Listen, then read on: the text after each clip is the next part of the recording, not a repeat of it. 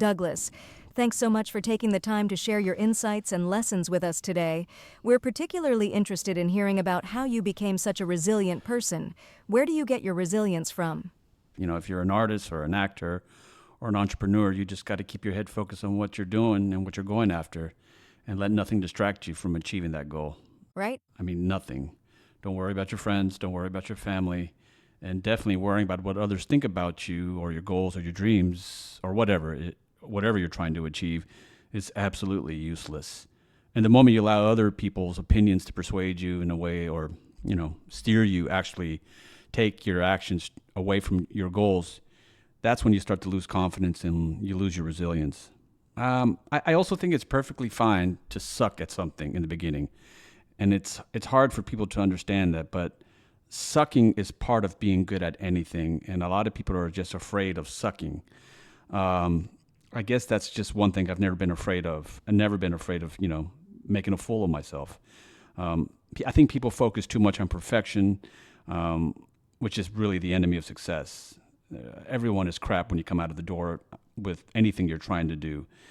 And I don't know, trying to be your best when you begin is really not a way of going about achieving anything. Your job is really to work at something and not worry about what others think, to take action. And if you do that, you're more than halfway there. Show up every day, keep grinding, and that's when success happens. And you just have to stay with it and completely ignore what other people think. The first time I performed my solo show, The American Soldier, at a workshop, it wasn't good. It really sucked. I had it recorded, and I remember watching the video thinking, gosh, that sucks.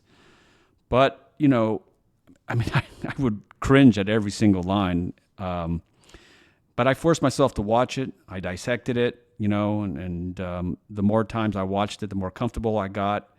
And I was able to work at, take notes and say, okay, let me try to work on this section. Let me work on this line. Let me work on this part of the monologue. And, when you watch something, especially when you watch yourself on tape, you just have to remind yourself that it's just a piece of media. It's just footage. It's so easy when you watch yourself and you're trying to dissect things to start judging.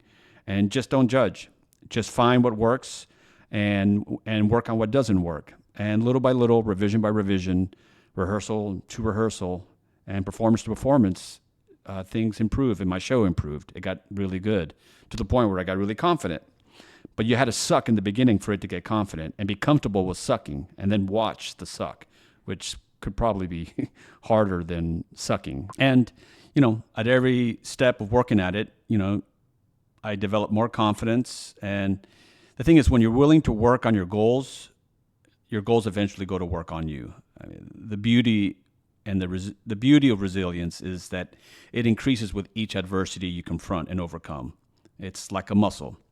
You're pretty weak at the beginning, but the more you work on it, the stronger it gets. And over time, it becomes a habit. And you're no longer afraid of sucking, or you're no longer going after what you want to go after. You just put yourself out there.